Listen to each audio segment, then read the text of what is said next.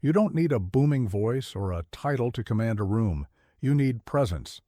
Quiet, deliberate, magnetic presence. The kind that makes people lean in. That presence is built, not born. It starts with how you carry yourself, how you listen, how you make others feel important. Because influence isn't about dominating, it's about connecting. Every word, every glance, every pause can either draw people in or push them away. Want to lead? Master this. Subscribe to our channel if you're ready to master your mind. And tell us, where are you watching from? Have you ever noticed how certain people can silence a room just by walking in? They don't need to speak. They don't need to gesture. Their mere presence commands attention. And here's what fascinates me most. It's rarely the loudest or most physically imposing individuals who possess this power. I've spent decades studying human behavior, and I can tell you with absolute certainty, commanding presence is a science, not a gift. Let me share something profound with you, something I learned while teaching public speaking to executives and leaders across America. The most powerful person in any room is often the stillest. Think about that for a moment. While others fidget, while others rush to fill the silence, true power remains perfectly still, perfectly centered. Now, let's break this down into what I call the silent symphony of power. First, your posture. When you enter a room, imagine a string pulling you up from the crown of your head. Your shoulders naturally fall back, your chest opens, your chin lifts slightly. But, and this is crucial, there should be no tension. Power is relaxed, never rigid. Your eyes are your greatest tools of connection. When I coach leaders, I tell them to develop what I call the Carnegie gaze. It's soft yet focused, inclusive yet commanding. When you look at someone, really look at them. Don't dart your eyes around the room like a nervous butterfly. Take your time. Let your gaze rest comfortably on each person for a few seconds. This isn't about staring. It's about acknowledging their presence while commanding your own. Here's something that might surprise you. Breathing patterns directly influence how others perceive your authority. Shallow, rapid breathing signals anxiety. Deep, measured breathing emanates confidence. Before entering any room, take 3 deep breaths. Feel your diaphragm expand. This isn't just about calming yourself. It's about preparing your body to project strength. Let me share a technique I developed after watching countless successful leaders, the 3-point entry. When you enter a space, pause briefly at the threshold. This isn't hesitation, it's ownership. You're giving yourself permission to occupy the space fully. Then, take 3 deliberate steps into the room. During these steps, maintain that perfect posture we discussed. Finally, find your power position, usually slightly off-center, where you can see everyone and everyone can see you. Your hands tell a story even in silence. Keep them relaxed at your sides or gently clasped in front of you. Avoid fidgeting, checking your phone, or adjusting your clothing. These are what I call power leaks, small movements that drain your authority. Now, here's something few people understand about commanding presence. It's as much about what you receive as what you project. Develop what I call environmental awareness. Feel the energy of the room. Notice the subtle shifts in atmosphere when you enter. Don't just occupy space, own it through your awareness of it. I've seen timid individuals transform into commanding presences using these principles. One of my students, a naturally quiet accountant, became known as the silent force in her firm. She never raised her voice, never demanded attention, yet people instinctively turned to her when she entered a room. Why? Because she mastered these principles of presence. Remember this fundamental truth. Power doesn't shout, it resonates. The next time you enter a room, before you say a single word, remember that your presence is already speaking volumes. Your stillness is your strength. Your composure is your command. Let me share another powerful technique I've observed in the most commanding individuals, what I call the gravitational center. These people understand that power isn't about taking up the most space, it's about creating a center of gravity that naturally draws others toward them. They achieve this through what I call controlled magnetism. Controlled magnetism begins with your physical stance. Plant your feet shoulder-width apart, grounding yourself firmly but naturally. This creates a stable base that communicates security and confidence. Your weight should be evenly distributed, never shifting from foot to foot. This stillness creates a sense of permanence, as if you belong exactly where you are. The beautiful paradox of commanding presence is that it requires no permission, no introduction, and no announcement. It simply is.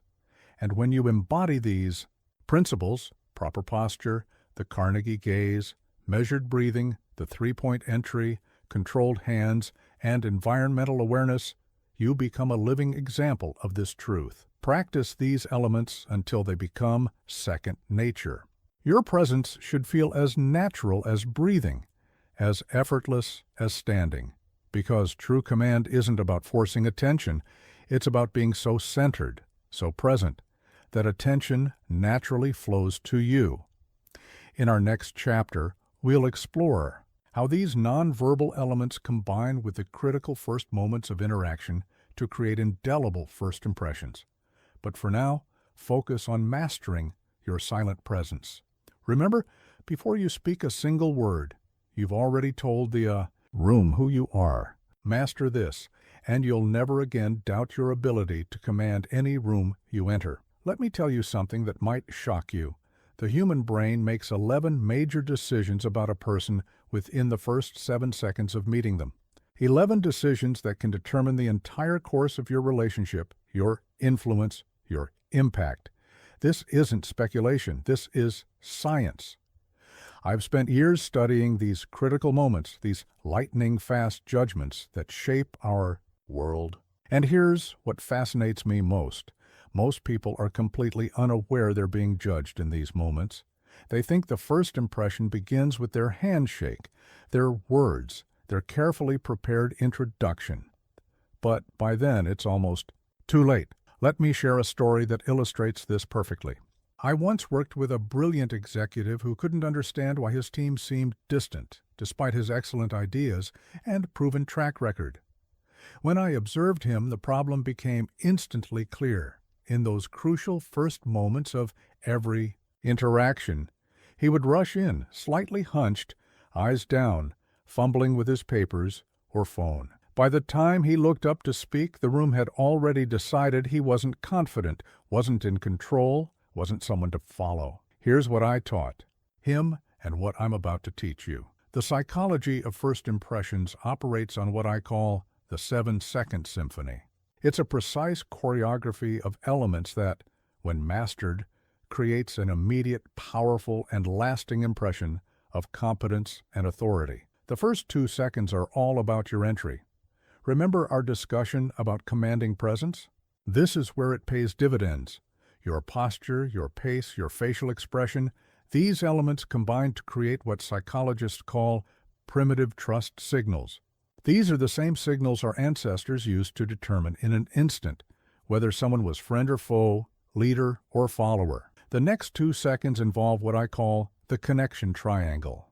Your eyes meet theirs, your face shows appropriate warmth, and your body language opens toward them. This triggers a release of oxytocin in their brain, the trust hormone. You're not just being seen, you're creating a biochemical reaction that predisposes them to trust and respect you. Seconds 5 and 6 are about establishing what I call territorial harmony. This is where you demonstrate your understanding of personal space, power distance, and social hierarchy. Stand too close, and you trigger defensive responses. Stand too far, and you signal insecurity. The perfect distance varies by culture and context, but there's always a sweet spot that communicates both confidence and respect. The final second, second 7, is where you cement the impression through what I call presence confirmation. This is a subtle but powerful moment where you hold your position, maintain eye contact, and allow your presence to settle into the space. Most people rush through this moment, eager to start speaking or doing. But the truly influential understand This second of settled presence is worth 1,000 words. Now let's talk about what I call the first impression multipliers. These are the elements that can either magnify or diminish the impact of your 7-second symphony. The first multiplier is what I call emotional congruence. Your facial expression, body language, and energy level must all tell the same story. Any disconnect triggers subconscious alarm bells in the observer's mind. The second multiplier is status matching.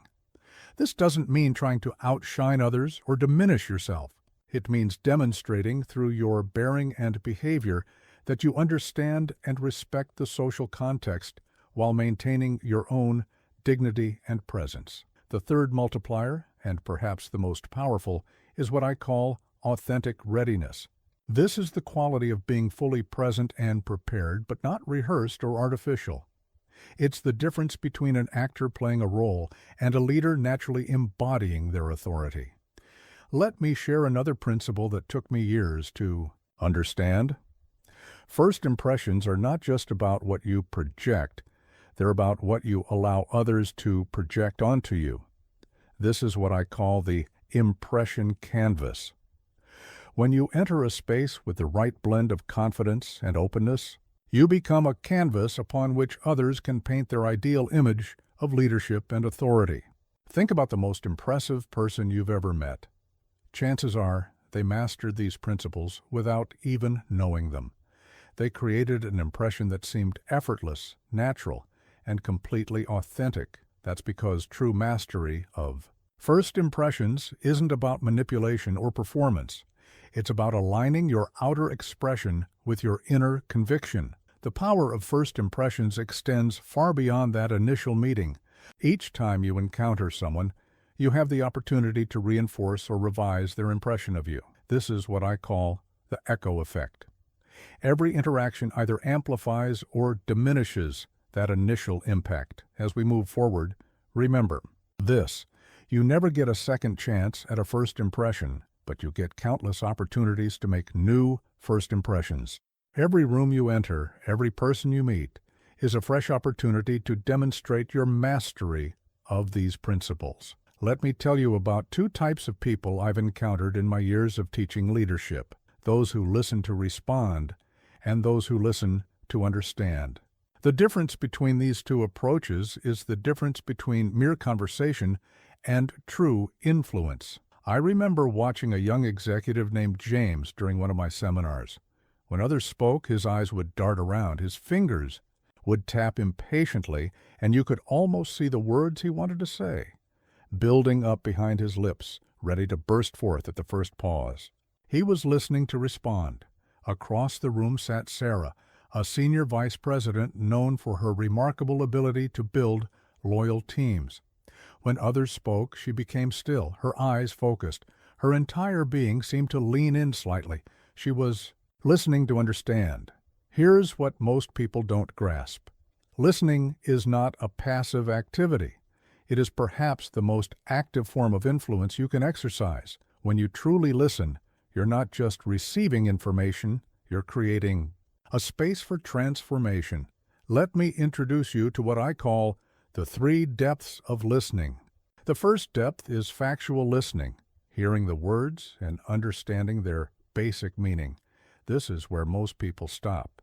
The second depth is emotional listening, tuning in to the feelings, fears, and aspirations behind the words. But it's the third depth that separates true leaders from the rest: intentional listening, understanding the speaker's deepest motivations, their unspoken needs, their core desires. I've developed a technique I call the leadership listen. It consists of 4 elements that, when mastered, make people feel not just heard, but understood at their core. First is what I call full body reception. Your entire body should be oriented toward the speaker. Your shoulders, feet, and especially your eyes should all face them directly. This physical alignment communicates complete attention. The second element is reflective silence. Most people rush to fill any pause in conversation. But true leaders understand the power of allowing silence to do its work. When someone finishes speaking, take a deliberate moment before responding. This shows you're processing their words, giving them the weight they deserve. Third is what I call echo understanding. This involves occasionally reflecting back key phrases or ideas, not as mere repetition, but as thoughtful confirmation. So what you're saying is, or, I hear how important this is to you. These reflections show you're not just hearing words, you're absorbing meaning. The fourth element is perhaps the most powerful. Question, illumination. Ask questions that don't just seek information, but that help the speaker understand their own thoughts more clearly. What made that particularly important to you? How do you see that impacting your long-term goals? These questions demonstrate not just interest, but investment in their perspective. Here's something fascinating I've observed. When you listen at this level, people begin to trust you with their truth. Not just their surface-level thoughts, but their deeper concerns, their authentic aspirations. This is what I call the trust cascade. It starts with attention, deepens through understanding, and culminates in genuine connection. Let me share a technique that transformed how one of my students approached leadership. I call it the 70-30 principle. In any important conversation, aim to listen for 70% of the time and speak for only 30%. But, and this is crucial, make that 30% count. When you do speak, draw directly from what you've heard. Reference their specific points. Build on their ideas. This shows you haven't just been waiting for your turn, you've been actively engaging with their thoughts. Another powerful tool is what I call listening with your eyes. Watch for the subtle signals people send when they speak. Are they leaning forward with enthusiasm or pulling back with reservation? Do their hands become animated when discussing certain topics? These physical cues often tell a deeper story than words alone. Remember this fundamental truth. People will forget most of what you say, but they will never forget how carefully you listened. When you give someone your complete attention, you're giving them something rare in today's distracted world, the gift of being fully seen and heard. I've noticed something remarkable in my years of teaching. The most influential people in any organization are often those known not for their dramatic speeches or bold declarations, but for their ability to listen deeply and respond thoughtfully. They understand that leadership begins with learning, and learning begins with listening. Let me challenge you with something. In your next important conversation, try what I call the 3-beat pause. After the other person finishes speaking, count 3 silent beats before responding. In that tiny space of silence, 3 powerful things happen. You ensure they've finished their thought, you demonstrate respect for their words, and you give yourself time to formulate a more thoughtful response. As we move forward, remember this. Every conversation is an opportunity to demonstrate leadership through listening. When you master this art, you don't just hear words, you understand souls, and that understanding is the foundation of all genuine influence. Let me share with you one of the most profound truths I've discovered in my lifetime of studying human nature. Every person you meet is hungry for one thing above all else: to feel important. Not artificially important, not temporarily important, but genuinely, deeply, meaningfully important. I learned this lesson early in my career when I watched a remarkable business leader named Margaret interact with her team. What set her apart wasn't her technical expertise or her strategic brilliance, though she had both in abundance.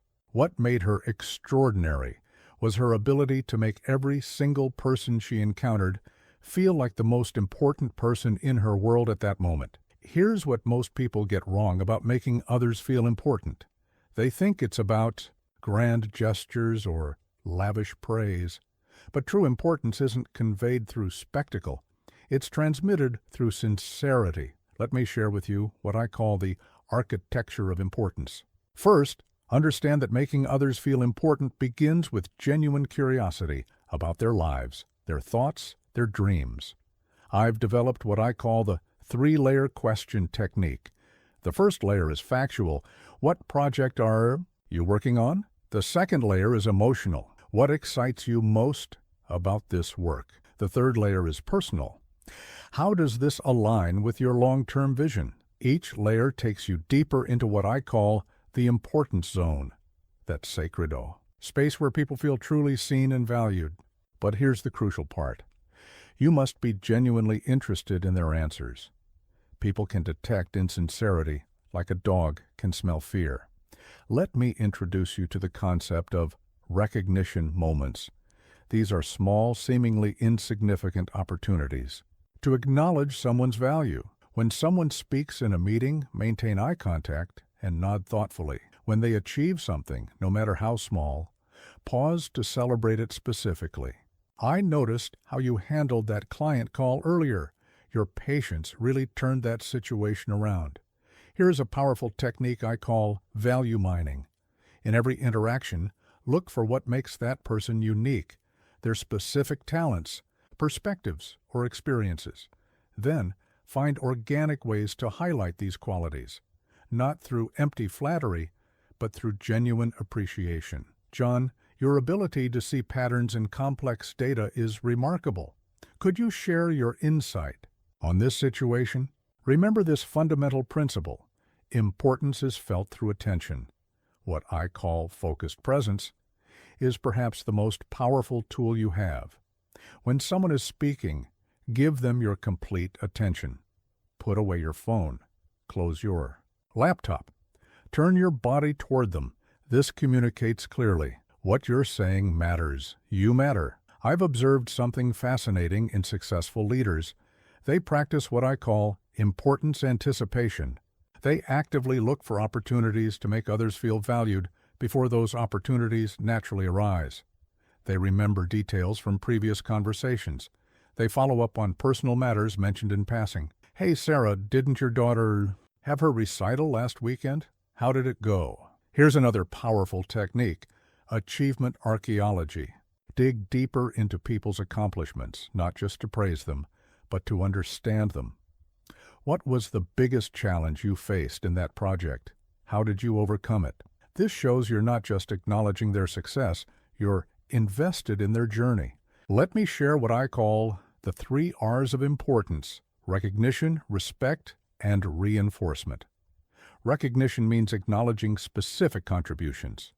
Respect means honoring their unique perspective, even when it differs from yours. Reinforcement means consistently demonstrating that their value isn't temporary. It's fundamental to how you see them. One of the most powerful ways to make others feel important is through what I call elevated listening. When someone shares an idea, don't just hear it, build on it. That's an interesting perspective. And it makes me think about this shows you not only value their input, but see it as worthy of development. Here's something crucial to understand. Making others feel important isn't about diminishing yourself. It's about creating what I call importance expansion. When you genuinely elevate others, you create an environment where everyone, including yourself, can grow in significance and impact. I've noticed that the most influential people practice what I call importance integration. They weave acknowledgement and appreciation into the fabric of every interaction. It's not a technique they use, it's a mindset they embody. Every email includes a personal touch. Every meeting begins with genuine connection. Every criticism is sandwiched between sincere appreciation. Let me challenge you with this. For the next week, practice what I call the importance minute. In the first 60 seconds of every interaction, focus completely on making the other person feel valued. Ask about their weekend. Remember their children's names. Reference a previous conversation. Watch how this simple practice transforms your relationships. Remember, the goal isn't to make people feel temporarily special. It's to help them recognize their permanent significance. When you master this art, you don't just influence people, you transform them. Because when people feel genuinely important, they become more of who they truly are. In all my years of teaching public speaking and leadership, I've noticed something remarkable. It's not the fastest talker who commands attention, nor the one with the largest vocabulary. It's the person who understands the dance between words and silence, between speaking and pausing, between sound and space. Let me tell you about two speakers I once observed at a major business conference. The first rushed through his presentation, cramming every second with information, afraid that any silence would lose his audience. The second spoke with measured confidence, using pauses like a master painter uses negative space. Guess which one the audience remembered? Guess which one influenced minds and moved hearts? Here's what most people don't understand about powerful speech. Clarity isn't about speed, it's about precision. I've developed what I call the crystal clear communication framework. Let me share it with you, piece by piece. First, we have what I call word weight. Every word you speak should carry meaning. No fillers, no hedging, no unnecessary qualifiers. Instead of saying, I kind of think we should maybe consider looking into this option, say, I believe we should explore this option. Feel the difference. In power, in conviction. Next comes what I call the pause portfolio.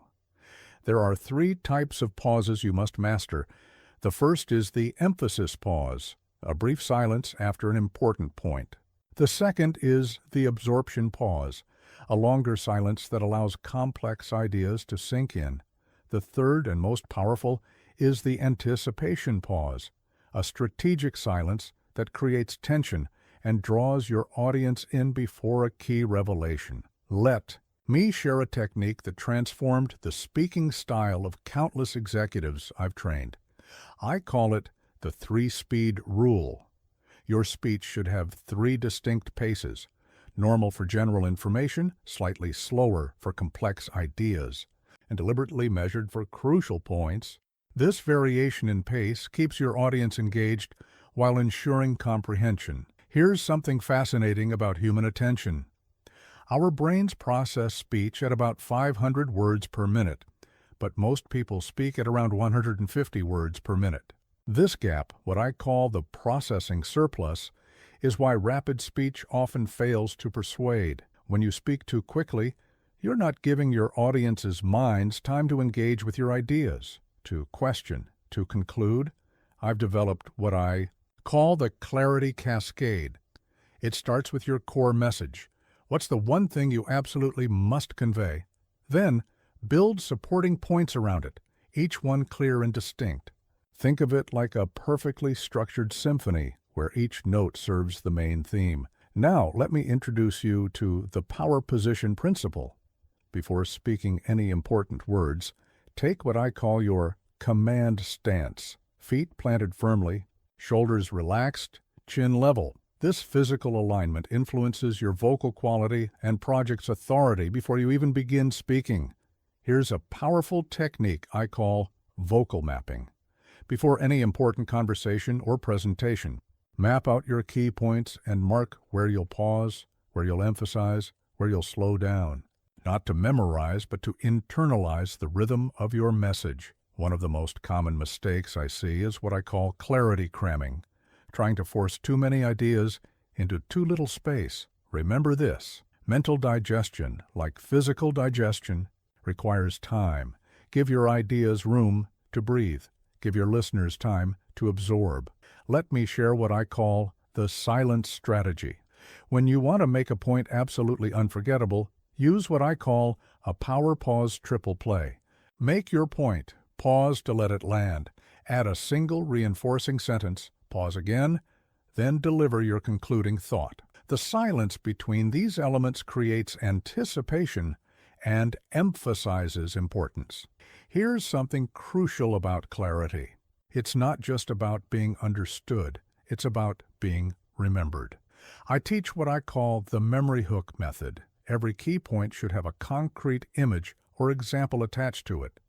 Instead of saying efficiency is important, say efficiency is like a sharp knife. It makes every task smoother and faster. Consider what I call the resonance rule. Your words should echo in the minds of your listeners long after you've finished speaking. This happens not through volume or speed, but through what I call meaningful modulation, varying your tone, pace and energy to match your message. I've noticed that the most impactful speakers practice what I call emotional clarity. They don't just convey information, they transmit feeling. Your voice should carry conviction, your pauses should pulse with purpose, your rhythm should reflect your passion. Let me challenge you with this. In your next important conversation, practice what I call the deliberate delivery. Speak at 70% of your usual speed. Pause for 2 full seconds after each key point. Watch how this small change dramatically increases your impact and influence. Remember this fundamental truth. Clarity isn't about what you say. It's about what they hear, what they feel, what they remember. When you master the art of clear speech and powerful pauses, you don't just communicate. You connect, you convince, you convert. Let me share a truth I've observed in thousands of leadership situations. The person with the most emotional control is invariably the person with the most influence.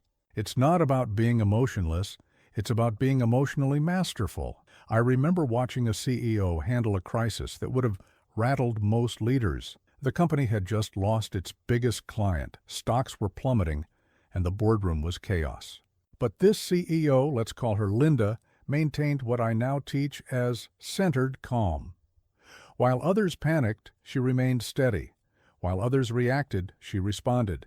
And in doing so, she didn't just manage the crisis, she commanded it. Here's what most people don't understand about emotional control. It's not about suppressing emotions, it's about channeling them. I've developed what I call the emotional command system. Let me break it down for you. First, we have what I call emotional awareness mapping. This is the ability to recognize your emotional state in real time. Are you feeling threatened, anxious, angry? This awareness is your first line of defense against emotional reactivity. When you can name it, you can tame it. Next comes what I call the response gap principle. Between every trigger and your response lies a gap, a crucial moment of choice. Most people let this gap collapse under pressure. But true leaders have learned to expand it. They create what I call a pause buffer between stimulus and response. Let me share a technique that's transformed countless leaders I've worked with. I call it the 3-breath reset. When you feel emotions rising, take 3 deliberate breaths. First breath, acknowledge the emotion. Second breath, assess the situation. Third breath, choose your response. This simple practice can prevent countless regrettable reactions. Here's something fascinating about emotional control. It's contagious. I call this the emotional ripple effect. When you maintain composure in a crisis, you create what I call a calm zone around you. Others naturally align with your emotional state. They look to you as their emotional anchor. I've developed what I call the pressure point protocol. These are specific moments when emotional control is most crucial. During conflict, under pressure, in crisis, and perhaps most importantly, in victory. Yes, maintaining control during success is often harder than during failure. Now, let me introduce you to the power of controlled response. When someone brings you bad news, your first reaction sets the tone for everything that follows. I teach what I call the 4-step response method. Receive the information calmly. Ask clarifying questions thoughtfully. Consider implications carefully, and respond strategically. Here's a powerful concept I call emotional authority. When you consistently demonstrate emotional control, people begin to trust not just your decisions but your judgment. They think, if they're this calm, they must know something I don't. This is how emotional control translates directly into influence. One of the most common mistakes I see is what I call false stoicism, trying to appear unaffected when you clearly are. Remember this, emotional control isn't about being stone-faced. It's about showing appropriate emotion in appropriate measures. I call this calibrated expression. Let me share what I call the pressure valve technique. Just as a pressure valve releases steam in controlled bursts, you should have controlled ways to release emotional pressure. This might be through private reflection, physical exercise, or structured problem-solving sessions. The key is to release pressure without losing control. Here's something crucial about emotional control. It requires physical mastery. I teach what I call physical anchoring. Your body influences your emotions as much as your emotions influence your body. Keep your movements deliberate, your posture balanced, your breathing steady. This physical control reinforces emotional control. I've observed that the most respected leaders practice what I call emotional transparency within control. They don't hide their emotions. They manage them. They might say, "I'm concerned about this situation, and here's what we're going to do about it." This shows both humanity and leadership. Consider what I call the stress test protocol. In high pressure situations, ask yourself, is my response helping or hurting the situation? Is my emotional state contributing to the solution or adding to the problem? This quick assessment can prevent emotional escalation. Let me challenge you with what I call the 90-second rule. When you feel a strong emotion rising, remember that the physiological response, the flood of chemicals in your brain, lasts about 90 seconds. If you can maintain control for those 90 seconds, you've won half the battle. The most powerful demonstration of emotional control is what I call responsive resilience. It's not just about staying calm in a crisis, it's about using that calmness to think clearly, act decisively, and lead effectively. When others see you transform pressure into performance, their respect for you deepens immeasurably. Remember this fundamental truth. Emotional control isn't about being cold. It's about being composed. It's not about avoiding feelings. It's about channeling them productively. When you master this art, you don't just command respect. You earn the right to lead others through their own emotional challenges. Let me share something profound. I've learned after decades of studying human behavior, the way you handle criticism tells people more about your character than 1,000 compliments ever could. It's in these challenging moments that true leadership becomes visible. I remember watching a seasoned executive receive brutal criticism during a board meeting. The criticism was harsh, public, and partially unfair. But instead of defending, deflecting, or dissolving into anger, she demonstrated what I now teach as the grace under fire protocol. Her response transformed not just that moment, but her entire relationship with the board. Here's what most people don't understand about criticism. It's not the words that matter most. It's the opportunity they present. I've developed what I call the criticism conversion framework. Let me show you how it works. First, we must master what I call initial impact control. The moment criticism hits, your body wants to react, to defend, to attack, to flee. But this is where what I call the power pause becomes crucial. Take a deep breath, maintain eye contact, and practice what I call neutral reception. Your first response sets the tone for everything that follows. Next comes what I call the three-layer listening. The first layer is the actual criticism, the I, words being said. The second layer is the emotion behind the criticism, what's driving this person to speak up. The third layer is the opportunity within the criticism. What can you learn, improve, or demonstrate through your response? Let me share a technique that's transformed how countless leaders handle criticism. I call it the grace method. Ground yourself in the moment. Receive the message without reaction. Acknowledge the speaker's perspective. Clarify understanding. Elevate the conversation. This method turns criticism from a threat into a tool for connection. Here's something fascinating about criticism. People watch your response more closely than they heard the original critique. I call this the response magnification effect. Your handling of criticism becomes a visible demonstration of your leadership capacity. It's what I call a character revelation moment. I've developed what I call the criticism confidence chain. It starts with receiving criticism calmly, moves through understanding it thoroughly, and ends with responding constructively. Each link in this chain demonstrates what I call secure leadership. Leadership that's strong enough to accept challenge without becoming defensive. Now, let me introduce you to the power of appreciative reception. When someone criticizes you, try this remarkable approach. Thank them, not sarcastically, not defensively, but genuinely. I appreciate you bringing this to my attention. This response does something powerful. It shifts the dynamic from confrontation to collaboration. Here's a crucial concept I call criticism reframing. Instead of seeing criticism as an attack, view it as valuable feedback, even if it's poorly delivered. I teach leaders to use what I call the golden question. What can I learn from this? This simple shift in perspective transforms criticism from a burden into an asset. One of the most common mistakes I see is what I call defensive acceleration, the tendency to respond to criticism with increasing speed and emotion. Instead, practice what I call responsive deceleration. Slow down, speak more quietly, move more deliberately. This projects confidence and control. Let me share what I call the criticism bridge technique. When you receive criticism, build a bridge between their concern and your commitment to improvement. I understand your concern about their point, and here's how I plan to address it. This shows both reception and responsibility. Here's something vital about handling criticism. It's not just about the immediate response, it's about the follow-through.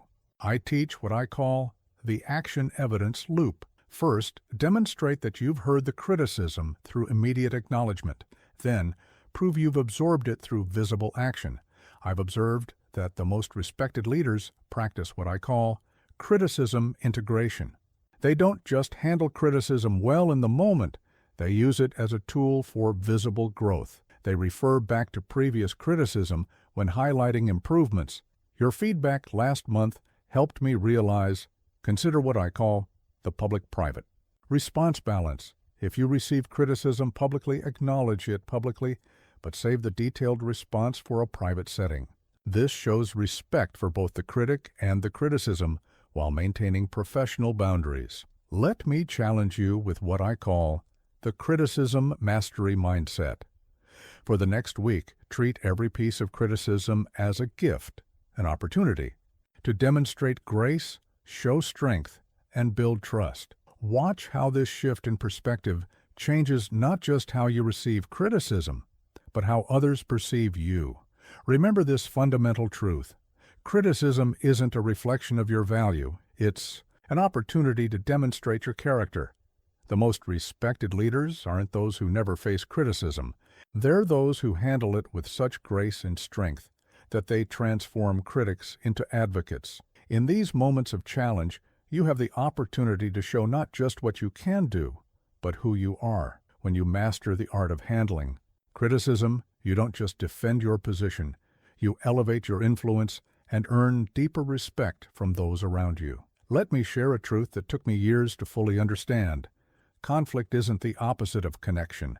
It's often the pathway to it. The most powerful relationships I've witnessed, both in business and in life, were forged in the crucible of successfully navigated conflict. I remember watching two senior executives transform what could have been a company-splitting disagreement into a moment of profound collaboration. They demonstrated what I now teach as the conflict connection protocol, a method that doesn't just resolve disagreements, but actually strengthens relationships through them. Here's what most people don't understand about conflict. It's not about winning or losing. It's about understanding and evolving. I've developed what I call the conflict transformation framework. Let me break it down for you. First, we must master what I call conflict reception. When tension arises, most people immediately move into either attack or defense mode. But true leaders practice what I call open stance, maintaining both physical and emotional receptivity even as conflict emerges. Your body remains relaxed, your mind stays curious, your heart keeps seeking connection. Next comes what I call the bridge-building sequence. Instead of focusing on points of disagreement, start by establishing what I call connection points, areas of shared concern, common goals, or mutual understanding. This creates a foundation, of unity from which to explore differences. Let me share a technique that's transformed countless confrontational situations. I call it the connect method. Create space for dialogue. Observe without judgment. Notice common ground. Explore perspectives. Clarify understanding. Transform through shared solutions. This method turns potential battles into collaborative problem-solving sessions. Here's something fascinating about conflict. The energy that fuels confrontation can be redirected into creation. I call this the energy transfer principle. The same passion that drives people to oppose each other can be channeled into finding innovative solutions together. I've developed what I call the conflict elevation chain. It starts with acknowledging tension openly, moves through understanding different perspectives deeply, and culminates in what I call collaborative transcendence, finding solutions that exceed what either party initially envisioned. Now, let me introduce you to the power of perspective shifting. When conflict arises, try this remarkable approach. Instead of preparing your defense or counterattack, become genuinely curious about the other person's viewpoint. Ask yourself, what must be true for them to see things this way? This simple shift changes everything. Here's a crucial concept I call emotional translation. Often what people express in conflict isn't what they truly need. Anger might mask fear. Stubbornness might hide insecurity. I teach leaders to listen for what I call the underground river, the deeper current of emotion flowing beneath surface expressions. One of the most common mistakes I see is what I call resolution rushing, the tendency to push for quick solutions before understanding is complete. Instead, practice what I call understanding before resolution. Take time to fully explore perspectives before moving to solutions. Let me share what I call the conflict connection cycle. It begins with creating safety, making it clear that exploration is welcome and judgment is suspended. Then moves to mutual understanding, ensuring each person feels fully heard. Finally, it culminates in collaborative creation, building solutions together. Here's something vital about handling conflict. Timing is crucial. I teach what I call the tension-time balance. Some conflicts need immediate attention. Others benefit from what I call productive pause, giving people time to process emotions before engaging in resolution. I've observed that the most effective leaders practice what I call conflict comfort. They don't fear disagreement. They welcome it as an opportunity for growth and deeper understanding.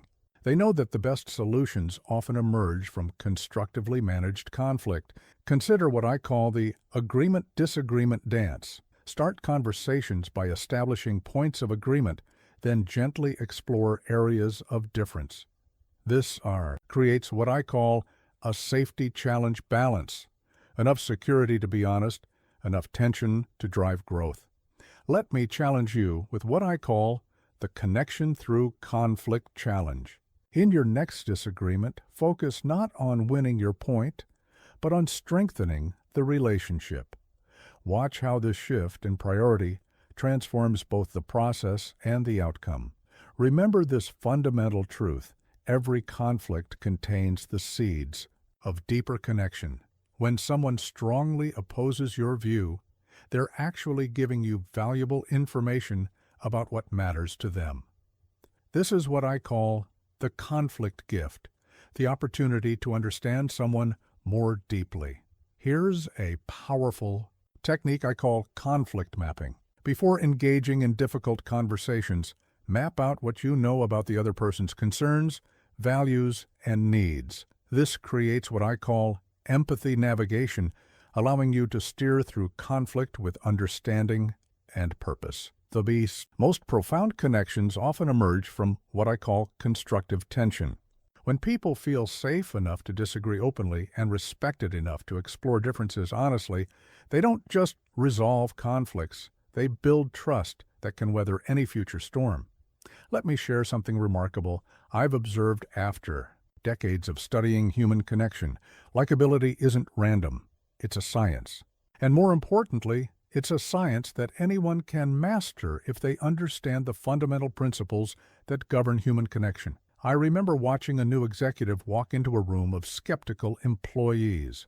Within minutes, not hours, not days, she had transformed that skepticism into genuine warmth. She demonstrated what I now call the instant connection protocol, and I'm going to show you exactly how it works. Here's what most people don't understand about being instantly likable. It's not about being the most charming, the most impressive, or the most talented person in the room. It's about making others feel like they are. I've developed what I call the magnetic presence framework.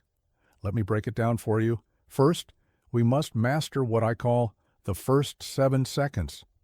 In these crucial moments, 3 things must happen: genuine eye contact, authentic smile, and what I call open energy, a physical and emotional stance that signals warmth and accessibility. This creates what I call the welcome window, an immediate sense of safety and connection. Next comes what I call the interest ignition sequence. Instead of talking about yourself, become genuinely curious about the other person, and this is crucial, not in a superficial way. I teach what I call 3 deep questioning. If they mention their work, ask what drew them to that field. If they mention a challenge, ask how they're approaching it. If they share a success, ask what they learned from the journey. Let me share a technique that's transformed countless interactions. I call it the charm method. Connect with genuine interest, honor their perspective, align with their emotions, remember key details, mirror their energy appropriately. This method creates instant rapport without feeling forced or manipulative. Here's something fascinating about likability. It's deeply connected to what I call emotional generosity. When you freely offer understanding, attention, and appreciation, you create what I call a connection surplus. People naturally want to reciprocate, creating a positive spiral of mutual regard. I've developed what I call the likability leverage points. These are specific moments in any interaction where you can deepen connection. When someone shares a concern, when they express enthusiasm, when they reveal a vulnerability, or when they achieve something meaningful, how you respond in these moments can transform a casual interaction into a lasting bond. Now, let me introduce you to the power of personal recognition. People love their own names, their own stories, their own insights. When you demonstrate that you not only remember these details but value them, you create what I call recognition resonance, a deep sense of being truly seen and appreciated. Here's a crucial concept I call authentic alignment. People can sense when your interest is genuine and when it's manufactured. I teach leaders to find what I call true connection points, genuine areas of shared interest or admiration. Don't fake enthusiasm. Find real reasons to be enthusiastic. 1. Of the most common mistakes I see is what I call impression pressure, trying too hard to be impressive. Instead, practice what I call interest investment, being genuinely impressed by others. This shift in focus transforms the energy of every interaction. Let me share what I call the connection catalyst cycle. It starts with showing genuine interest, moves through active appreciation, and culminates in what I call shared celebration, finding authentic ways to celebrate the other person's perspectives, achievements, and insights. Here's something vital about instant likability. It's maintained through what I call connection consistency. The warmth you show in the first interaction must be sustained in every subsequent encounter. I teach what I call the recognition bank, storing and referencing details about people that show you value them consistently. I have observed that the most likable people practice what I call emotional abundance. They don't ration their warmth or guard their appreciation. They operate from a belief that there's enough positive regard for everyone, creating what I call a generosity loop that keeps expanding. Consider what I call the echo effect. How you make people feel creates an emotional echo that reverberates through all future interactions. When you make someone feel valued, that feeling becomes associated with your presence, creating what I call automatic positive association. Let me challenge you with what I call the Connection Creation Challenge. In every interaction today, focus on finding one genuine reason to appreciate the person you're speaking with. Watch how this intentional appreciation transforms the quality of your connections. Remember this fundamental truth. People may forget the exact words you say, but they never forget how you made them feel. This is what I call the emotional imprint principle. Every interaction leaves a feeling trace that shapes all future encounters. The most powerful form of likability comes from what I call authentic elevation.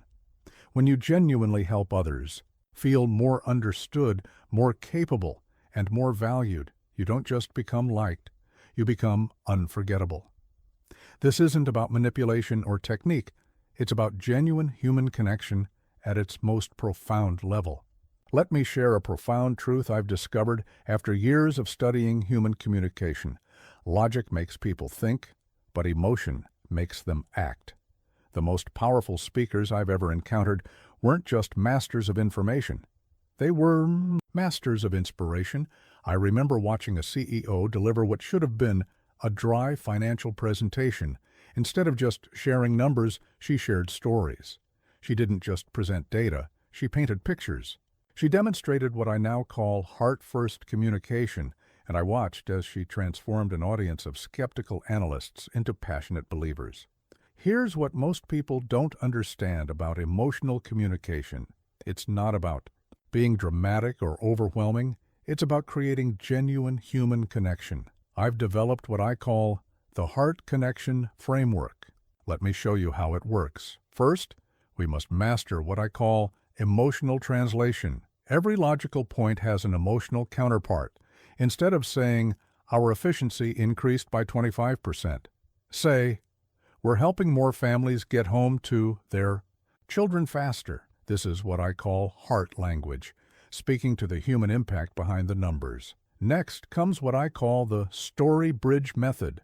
Between every important point and your audience's heart lies a gap. Stories are the bridges that span these gaps. But not just any stories, what I call echo stories, tales that resonate with your audience's own experiences and aspirations. Let me share a technique that's transformed countless presentations. I call it the heart method. Hook with emotion, engage through story, anchor in relevance, relate to experience, transform through insight. This method doesn't just deliver information, it creates emotional investment. Here's something fascinating about heart-centered communication. It follows what I call the emotional ripple pattern. When you share authentic emotion, it creates waves of resonance in your audience. This isn't manipulation, it's what I call emotional honesty. And people can feel the difference. I've developed what I call the impact visualization chain.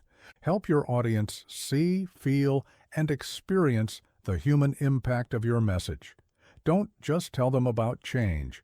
Help them imagine how that change will feel in their daily lives. This creates what I call emotional ownership of your ideas.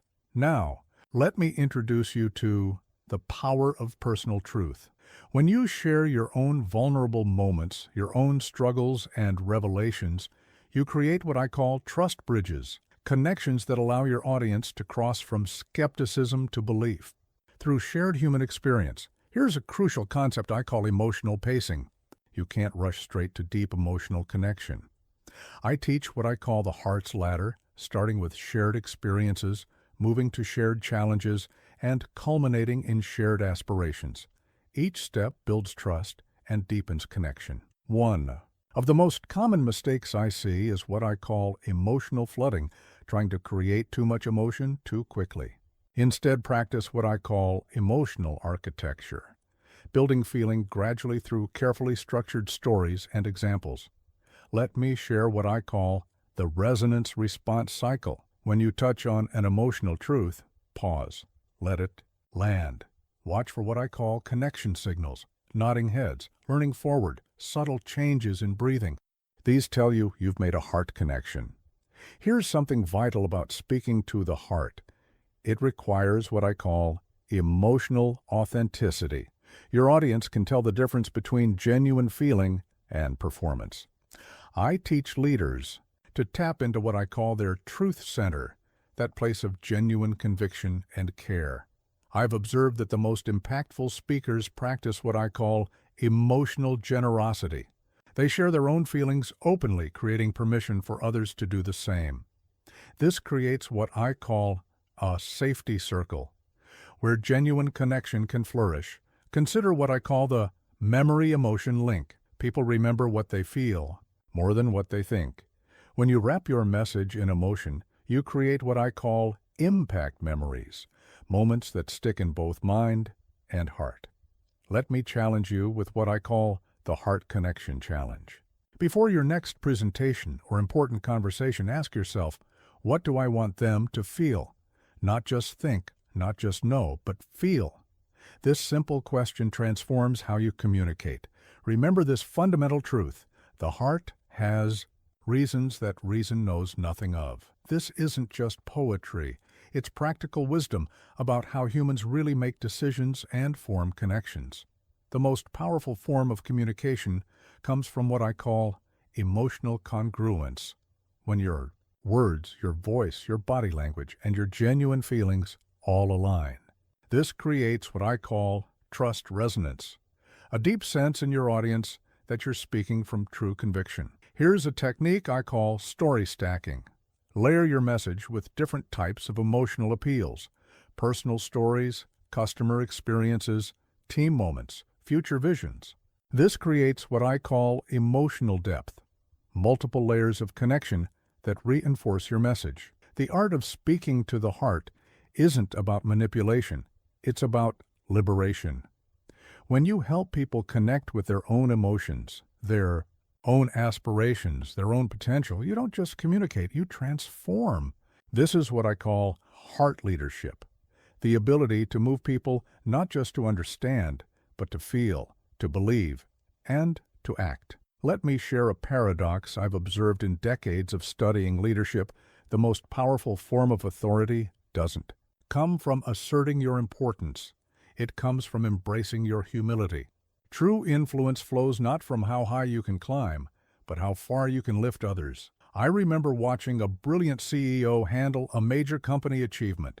Instead of taking center stage, she spent her entire speech highlighting the contributions of others. She demonstrated what I now call humble power, and I watched as her influence grew exponentially through this single act of authentic humility. Here's what most people don't understand about humility. It's not about diminishing yourself, it's about creating space for others to shine.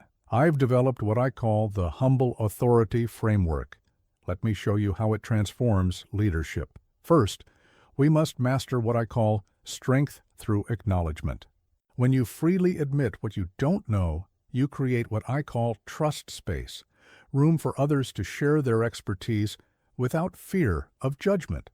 This isn't weakness, it's confident vulnerability. Next comes what I call the credit distribution method. Instead of hoarding recognition, become a master at spotting and celebrating others' contributions. But, and this is crucial, do it with what I call specific appreciation. Don't just say, "good job." Detail exactly what made their work valuable. Let me share a technique that's transformed countless leaders. I call it the humble method. Honor others' contributions, understand your limitations, maintain perspective, build others up, learn continuously, embrace feedback. This method doesn't diminish your authority, it amplifies it. Here's something fascinating about humble leadership. It creates what I call the authority paradox.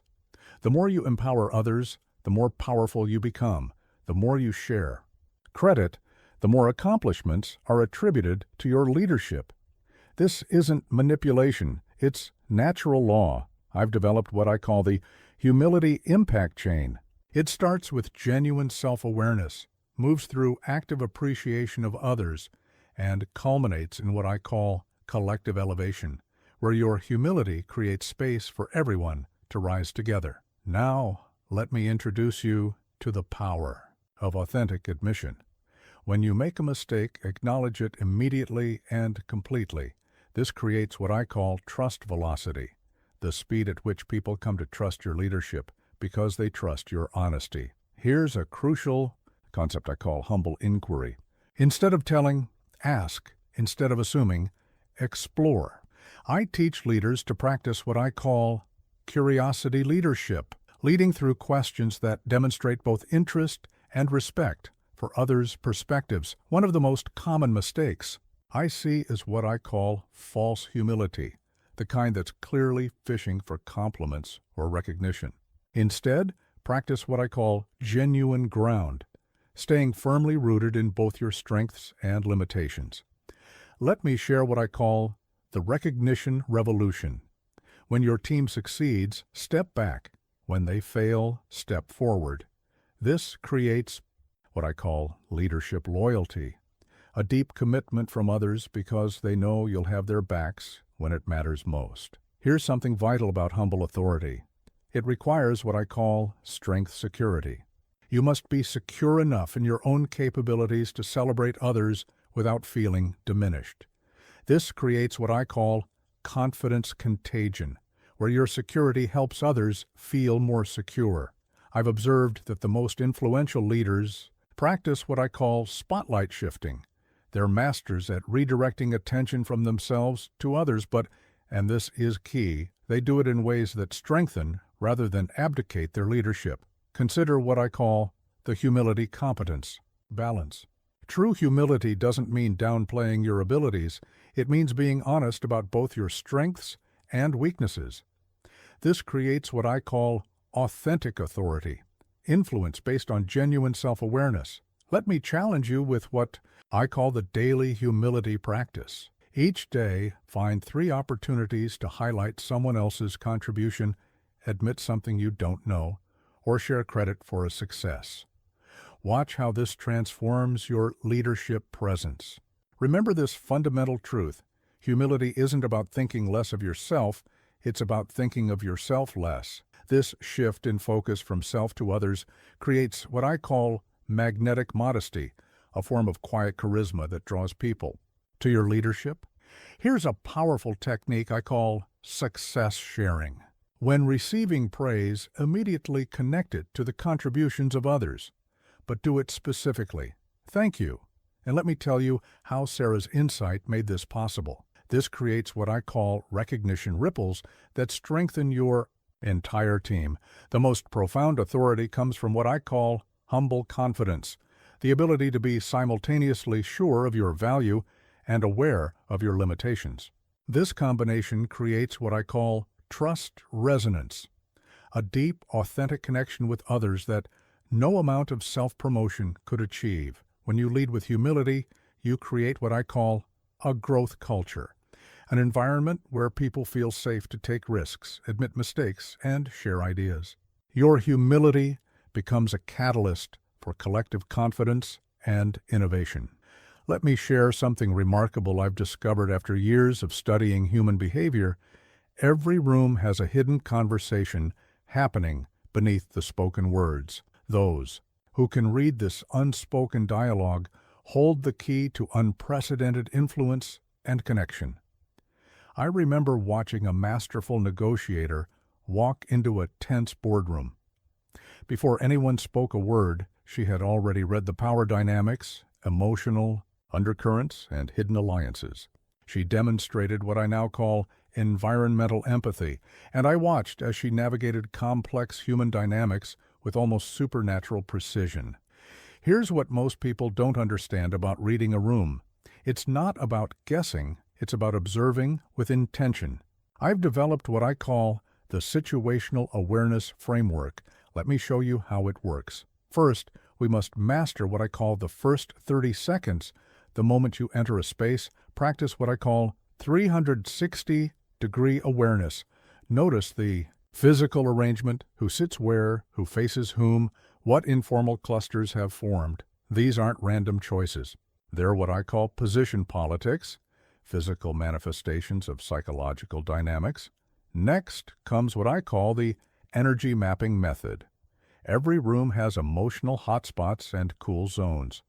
Watch for what I call micro-expressions, those fleeting facial movements that reveal true feelings. Notice body language clusters, crossed arms paired with compressed lips, for instance, signal what I call protected disagreement. Let me share a technique that's transformed countless leaders' ability to read rooms. I call it the sense method. Scan the environment, evaluate emotional climate, notice nonverbal signals, study relationships, expose underlying dynamics. This method turns intuitive hunches into reliable insights. Here's something fascinating about group dynamics, what I call the power echo effect. Watch how people respond when certain individuals speak. Who do others look to first? Whose comments generate immediate responses? These patterns reveal the real influence structure. Regardless of formal titles, I've developed what I call the tension detection triangle. Watch for 3 key indicators: voice modulation, physical positioning, and eye behavior. When someone's voice tightens, their body shifts away, and their eye contact becomes either too intense or too evasive, you're witnessing what I call comfort. Breach, a sign of underlying discord. Now, let me introduce you to the power of pattern recognition. People have consistent behavioral signatures. I teach leaders to notice what I call response patterns, how specific individuals tend to react in certain situations. This creates predictive insight that can help you navigate complex interactions. Here's a crucial concept I call emotional weather reading. Just as meteorologists read atmospheric conditions, skilled leaders read emotional atmospheres. Notice what I call climate shifters, those moments or topics that suddenly change the room's emotional temperature. One of the most common mistakes I see is what I call surface scanning, only noticing obvious signals while missing subtle cues. Instead, practice what I call deep reading, looking for inconsistencies between what's being said and what's being expressed nonverbally. Let me share what I call the Alliance Awareness Map. In any group, there are visible and invisible alliances. Watch for what I call confirmation seeking, those quick glances people give their allies when important points are made. These reveal the hidden network of relationships and influence. Here's something vital about reading rooms. It requires what I call emotional neutrality. Your own feelings can cloud your perception. I teach leaders to practice what I call objective empathy, understanding others' emotions without becoming entangled in them. I've observed that the most perceptive leaders practice what I call dynamic tracking.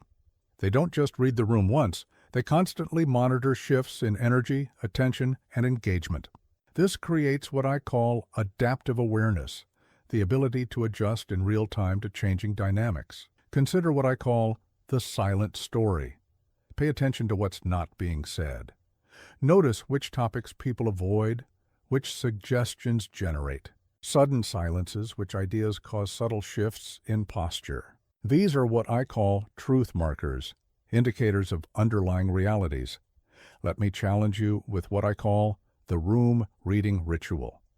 Before speaking in any group setting, take 30 seconds to observe 3 things: physical arrangements, emotional currents, and relationship dynamics.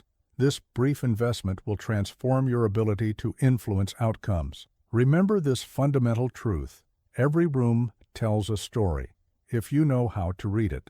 The most powerful insights often come not from what's being proclaimed, but from what's being proclaimed by silence, body language, and subtle social cues. Here's a powerful technique I call contrast recognition. Notice the difference between people's baseline behavior and their reactive behavior. When someone who's usually animated becomes still, or someone typically quiet becomes vocal, you're witnessing what I call pattern disruption, a valuable clue to underlying dynamics. The most profound form of room reading comes from what I call synthesis awareness, the ability to combine multiple observations into coherent insight. This isn't about collecting isolated data points.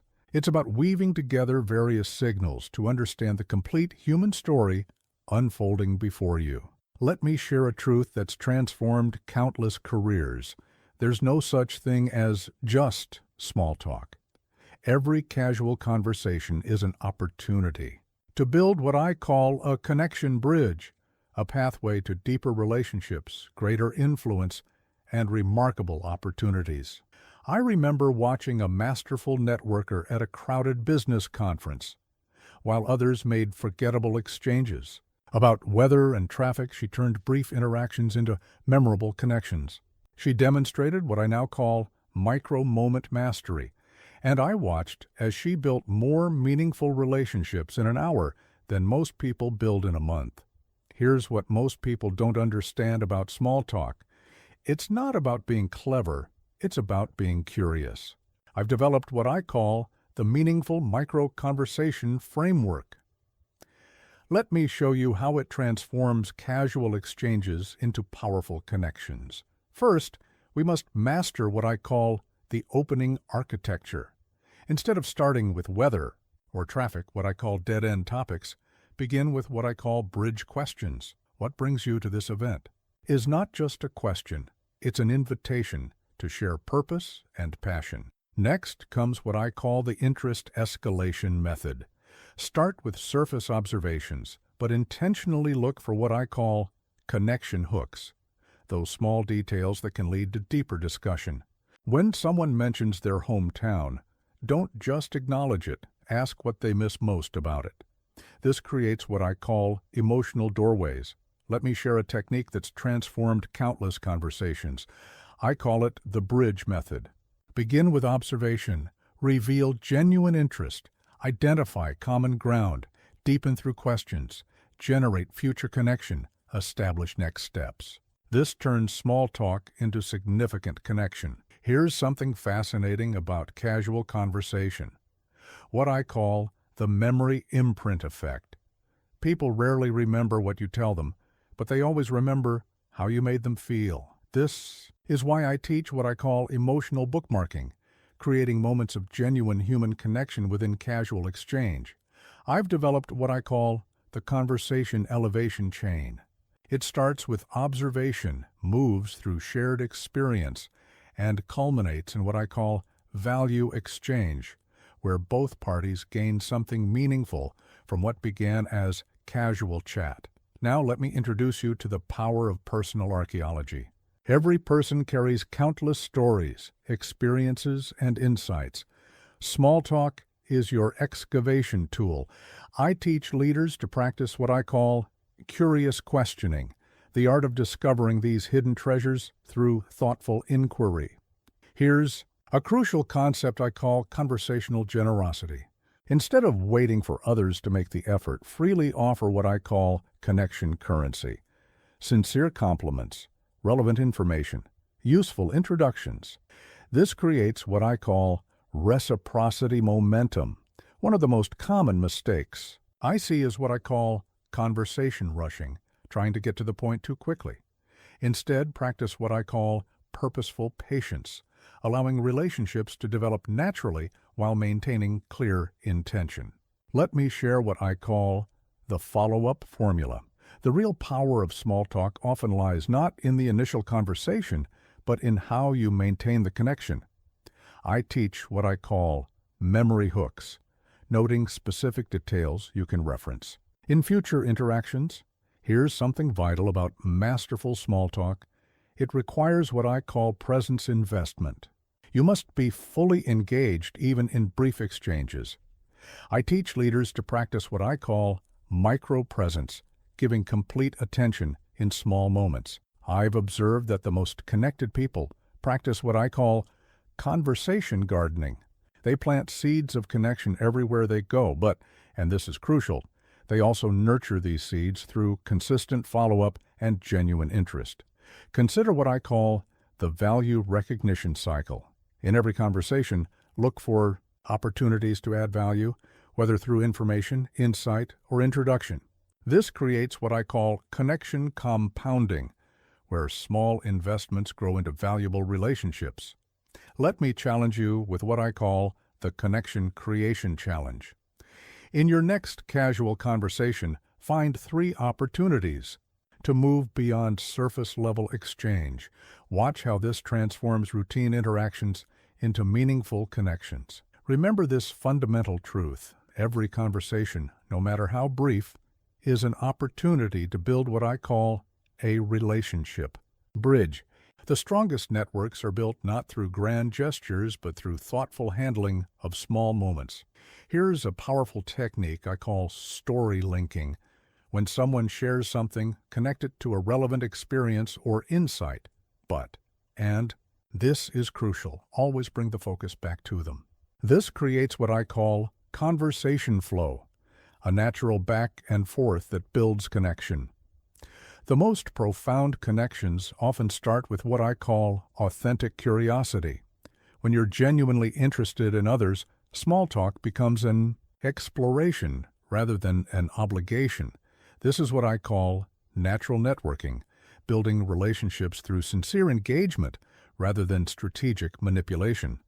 What's remarkable about mastering small talk is how it transforms not just your relationships, but your entire professional landscape. When you can turn brief encounters into meaningful connections, you create what I call a web of opportunity, a network of relationships that continuously generates possibilities for mutual growth and success. Let me share a profound truth. I've discovered after decades of studying human influence, the most powerful form of leadership doesn't come from asserting your ego. It comes from extending your empathy.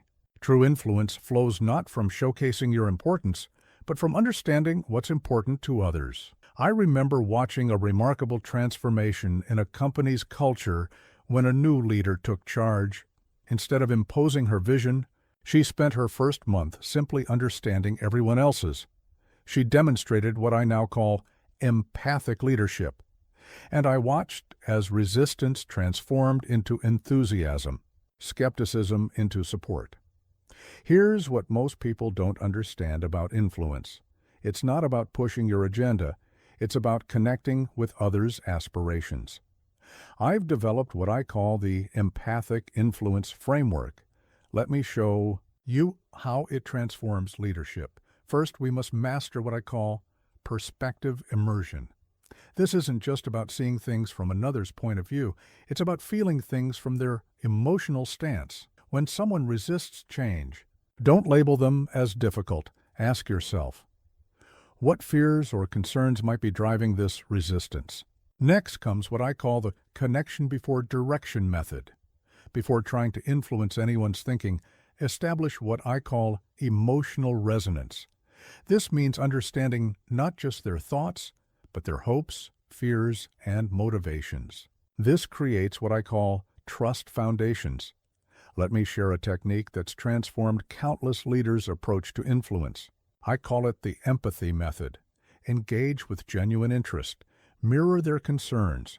Probe for deeper understanding. Acknowledge their perspective. Think through their lens. Honor their feelings. Yield insights that serve both parties. This method turns potential resistance into collaborative progress. Here's something fascinating about empathic influence. It creates what I call the reciprocity effect. When people feel genuinely understood, they become naturally more open to understanding you. This isn't manipulation, it's what I call connection currency. I've developed what I call the understanding before influence chain. It starts with genuine curiosity, moves through deep listening, and culminates in what I call mutual vision, where your goals and theirs find common ground through understanding. Now, let me introduce you to the power of emotional recognition. When someone expresses concern or resistance, start by acknowledging the validity of their feelings. This creates what I call safety space, an environment where real dialogue can flourish. Here's a crucial concept I call ego suspension.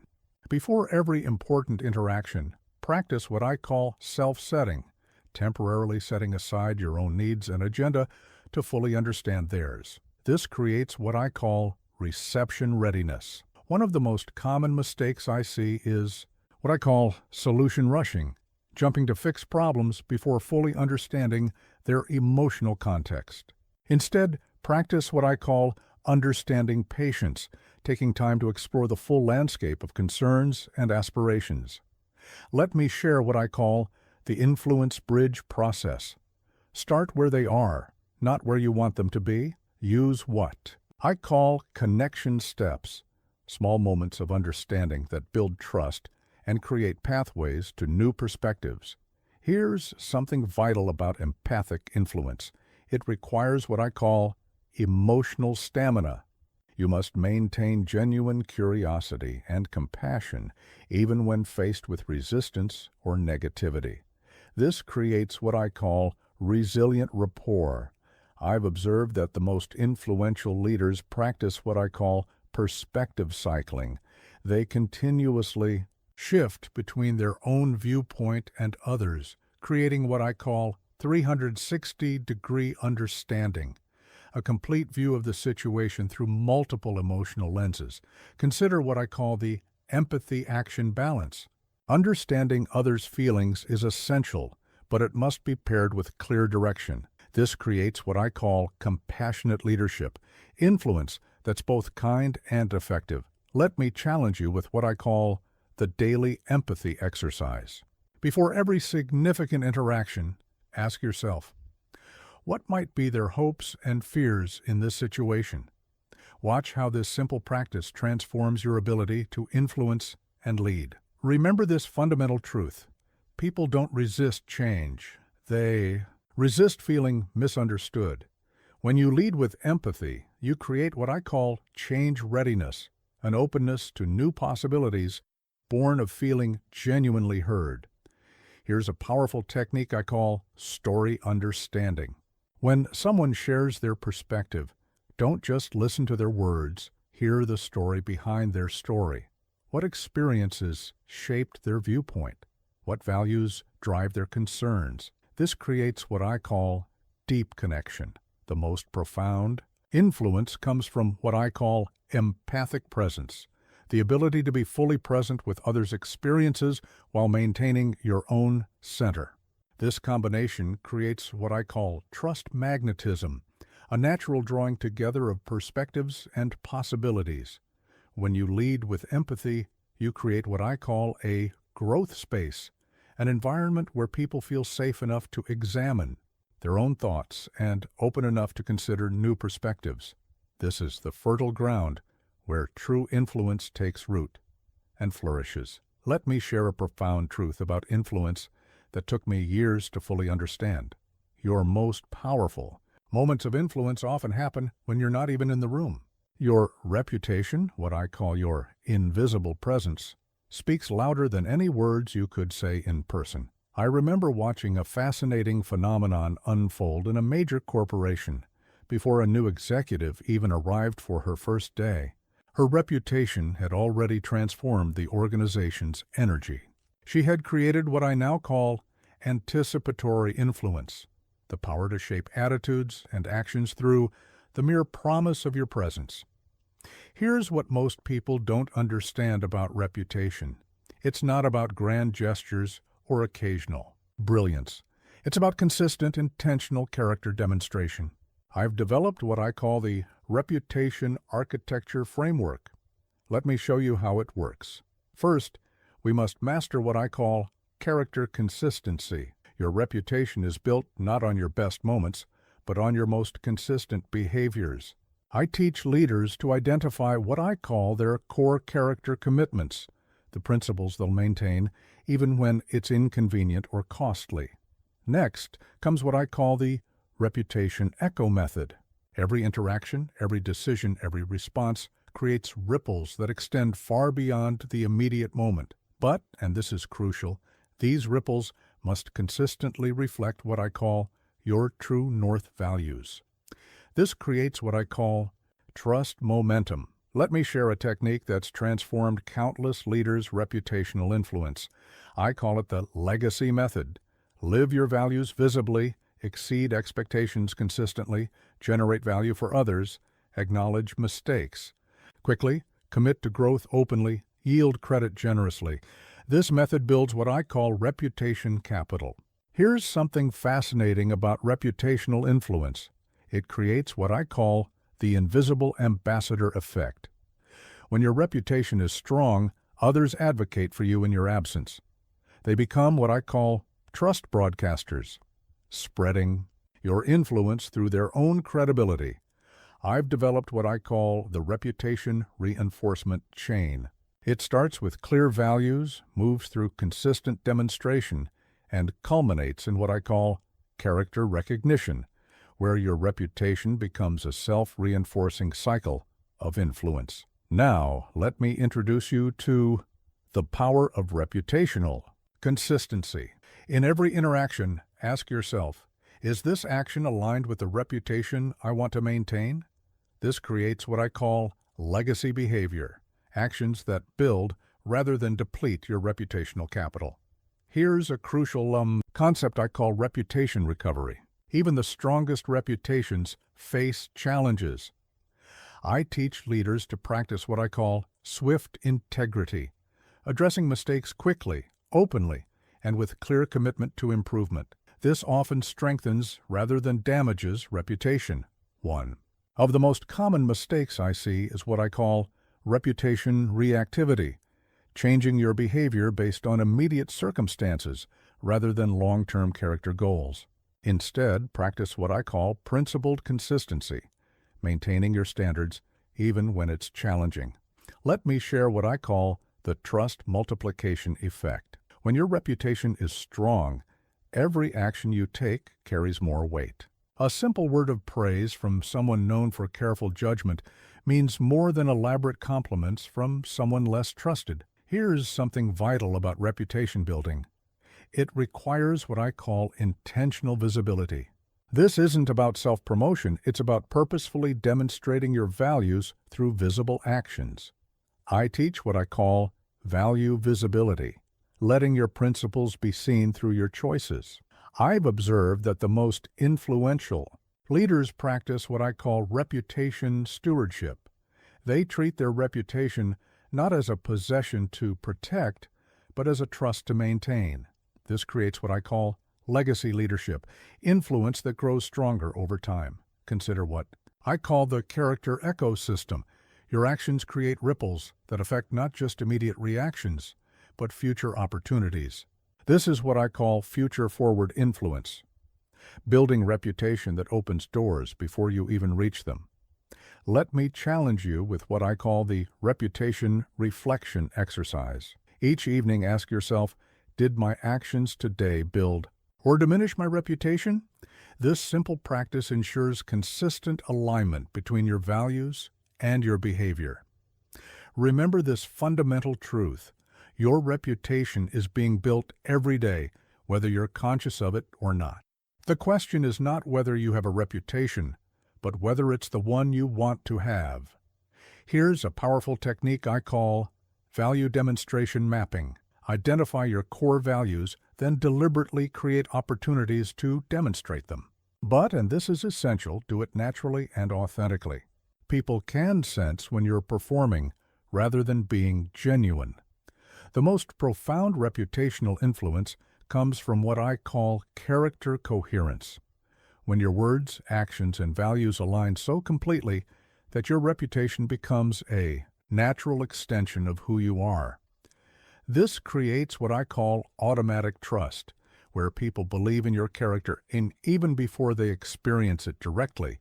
Your reputation should be so clearly defined that people know exactly what you stand for and what to expect from you. This is what I call reputational clarity, the power of being known for specific valuable qualities that make your influence both predictable and profound. Let me share a profound truth I've witnessed countless times. Respect that must be demanded is not respect at all. True respect cannot be commanded. It can only be earned through what I call character magnetism, the natural pull of authentic leadership. I remember watching two leaders handle the same challenge in drastically different ways. The first demanded respect through position and authority, creating what I call compliance without commitment. The second earned respect through demonstrated character and genuine concern for others, creating what I call willing fellowship. The difference in their long-term influence was remarkable. Here's what most people don't understand about earning respect. It's not about power, it's about presence.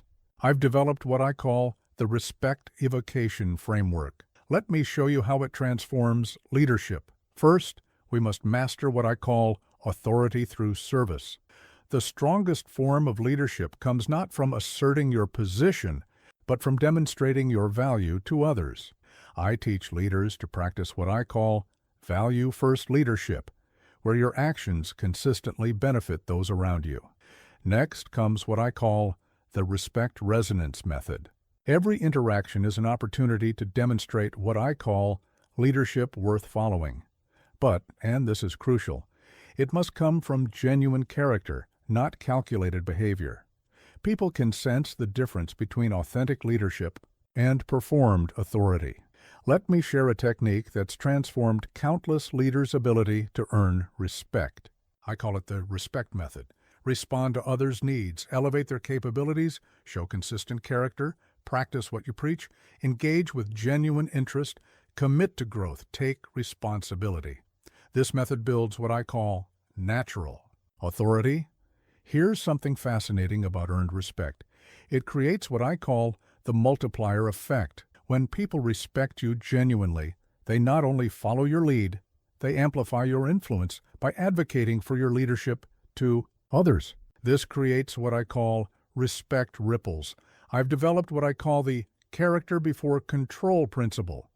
Instead of focusing on maintaining authority, focus on demonstrating integrity. This creates what I call trust-based influence, where people follow because they believe in you, not because they have to.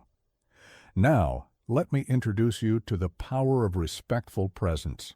In every interaction, demonstrate what I call leadership listening, where you show genuine regard for others' perspectives before expressing your own. This creates what I call reciprocal respect. Here's a crucial concept I call respect through recognition. When you consistently acknowledge others' contributions and value their input, you create what I call leadership legitimacy, authority earned through demonstrated appreciation rather than demanded through position. One of the most common mistakes I see is what I call authority assertion, trying to establish respect through title or position alone. Instead, practice what I call character demonstration, letting your actions and decisions speak for your leadership capability. Let me share what I call the trust-respect cycle. When you consistently demonstrate trustworthy behavior, you create what I call respect momentum, where each authentic action builds upon the last to create ever stronger influence. Here's something vital about evoking respect. It requires what I call consistent character. People watch not just your big decisions, but your small actions. I teach leaders to practice what I call micro-consistency, alignment between values and actions in even the smallest moments. I've observed that the most respected leaders practice what I call humble authority. They combine clear direction with genuine openness to others' input. This creates what I call balanced leadership, strong enough to guide, but humble enough to learn. Consider what I call the respect mirror effect. How you treat others becomes a model for how they treat both you and others. This creates what I call culture cascade, where respectful leadership creates respectful organizations. Let me challenge you with what I call the daily respect practice. In every interaction, ask yourself, am I earning respect or demanding it? This simple reflection can transform your leadership approach. Remember this fundamental truth. Respect is not a right of position, it's a result of character. When you focus on being worthy of respect rather than requiring it, you create what I call natural authority, influence that doesn't need to be enforced. Here's a powerful technique I call value demonstration. Instead of telling people why they should respect you, show them through consistent actions that serve their interests. This creates what I call earned influence, authority that grows stronger with each demonstrated value. The most profound respect comes from what I call character congruence, when your words, actions, and values align so completely that respect becomes a natural response to your leadership. This creates what I call effortless authority, influence that doesn't need to be asserted because it's inherent in who you are. When you lead through earned respect rather than demanded compliance, you create what I call a leadership legacy, influence that extends beyond your immediate presence and continues to inspire long after any interaction ends. Let me share a truth that's transformed my understanding of charisma. True magnetism isn't about grand gestures or dramatic presentations. It's about consistent, often invisible habits that create what I call natural gravitas. These subtle practices, performed daily, build an irresistible presence that draws others naturally. I remember studying a leader who seemed to have an almost magical effect on everyone she met. But as I observed more closely, I discovered it wasn't magic at all. It was a series of what I now call micro practices of presence. These small, deliberate habits created an extraordinary impact. Here's what most people don't understand about charisma. It's not about being the most outgoing or entertaining person in the room. It's about creating genuine connection through intentional presence. I've developed what I call the charismatic habits framework. Let me show you how it works. First, we must master what I call present moment anchoring. Charismatic people have developed the habit of being fully present in every interaction. They practice what I call total focus giving, making whoever they're speaking with feel like the only person in the world at that moment. Next comes what I call the energy management method. Truly charismatic people aren't always on. They practice what I call intentional energy modulation. They know when to amplify their presence and when to create space for others to shine. This creates what I call magnetic balance. Let me share a technique that's transformed countless leaders' presence. I call it the charm method. Create immediate connection, hold space for others, attend with full presence, respond with authenticity, mirror appropriate energy. This method builds what I call natural magnetism. Here's something fascinating about charismatic habits. They create what I call the resonance effect. When you consistently practice these behaviors, others naturally begin to mirror your energy and engagement. This creates what I call connection cascades. I've developed what I call the invisible impact chain. It starts with internal habits, how you prepare yourself mentally and emotionally, moves through interaction habits, and culminates in what I call presence mastery, where charismatic behavior becomes completely natural. Now, let me introduce you to the power of micro-expressions. Charismatic people have mastered what I call facial fluency, the ability to convey genuine interest and empathy through subtle facial movements. This creates what I call connection without words. Here's a crucial concept I call emotional broadcasting. Charismatic individuals have developed the habit of consciously managing their emotional state, knowing it affects everyone around them. I teach what I call mood leadership, the practice of intentionally setting positive emotional tones. One of the most common mistakes I see is what I call charisma forcing, trying too hard to be impressive or entertaining. Instead, practice what I call natural presence, letting your authentic interest in others create magnetic connection. Let me share what I call the memory connection method. Charismatic people have developed the habit of remembering not just names, but small details about others' lives. They practice what I call detail banking, storing away personal information for future connection points. Here's something vital about charismatic habits. They include what I call recovery routines. Even the most magnetic people have off moments. The key is having habits that help you quickly recenter and reconnect. This creates what I call resilient presence.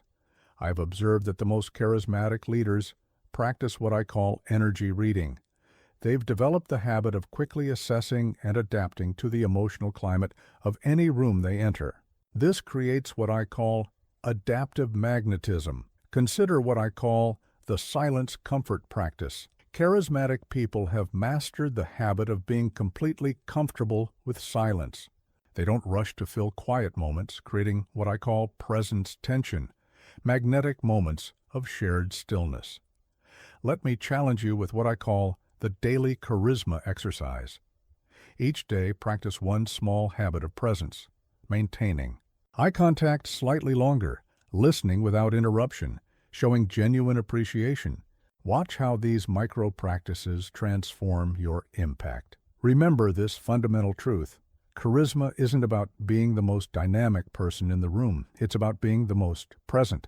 When you master these invisible habits, you create what I call effortless impact. Here's a powerful technique I call connection threading. Charismatic people have developed the habit of weaving personal connections throughout their interactions.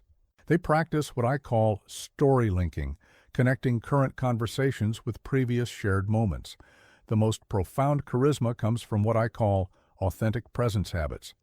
These aren't techniques to impress others, they're practices that allow your genuine interest and care to shine through consistently. This creates what I call true magnetism. When you develop these unseen habits of charisma, you create what I call a presence legacy, an impact that continues to influence and inspire long after any individual interaction ends. People don't just remember what you said or did, they remember how your presence made them feel valued, heard, and understood. Let me share the most profound truth I've discovered in my lifetime of studying human influence. Every entrance is an opportunity, every interaction is an investment, and every exit is a chance to leave something valuable behind. This is what I call the legacy loop of lasting impact. I remember watching a masterful leader transform an entire organization not through dramatic changes, but through what I now call presence progression, the art of making every moment matter, every interaction count, and every departure memorable. Let me show you how to create this kind of lasting impact. Here's what most people don't understand about creating a legacy. It's not about grand gestures or final moments. It's about consistent, intentional presence that builds what I call impact, momentum. I've developed what I call the legacy leadership framework. Let me show you how it works. First, we must master what I call entrance excellence. Every time you enter a space, whether it's a room, a meeting, or a relationship, you have the opportunity to set what I call presence precedent. Your entrance should communicate three things: awareness, intention, and value. Next comes what I call the connection cascade method. Once you've entered a space, begin what I call value weaving, creating connections, offering insights, and demonstrating genuine interest in ways that serve others while building your influence. This creates what I call trust momentum. Let me share a technique that's transformed countless leaders' ability to create lasting impact. I call it the legacy method. Listen with full presence, elevate others consistently, generate value continuously, acknowledge contributions freely, connect authentically, yield positive change. This method builds what I call influence infrastructure. Here's something fascinating about lasting influence. It creates what I call the echo effect. Your impact continues to resonate long after you've left a situation. This is why I teach what I call departure design, being as intentional about how you leave situations as you are about how you enter them. I've developed what I call the value victory chain. It starts with how you enter situations, flows through how you add value while present, and culminates in what I call legacy leaving, ensuring that your departure strengthens rather than diminishes your impact. Now, let me introduce you to the power of presence progression. In every interaction, ask yourself three questions. How can I enter meaningfully? How can I contribute significantly? How can I leave memorably? This creates what I call impact architecture. Here's a crucial concept I call memory making. People may forget what you said or did, but they never forget how you made them feel during key moments. I teach leaders to practice what I call emotional bookmarking, creating memorable moments of connection and value. One of the most common mistakes I see is what I call impact impatience, trying to force influence rather than allowing it to build naturally. Instead, practice what I call legacy layering, consistently adding value while allowing your influence to compound over time. Let me share what I call the departure dignity principle. How you leave situations, whether it's a conversation, a meeting, or a role, often has more impact than how you entered them. Practice what I call exit excellence, leaving people and situations better than you found them. Here's something vital about creating lasting influence. It requires what I call presence persistence. Your impact must be consistent across all interactions, not just the ones you deem important.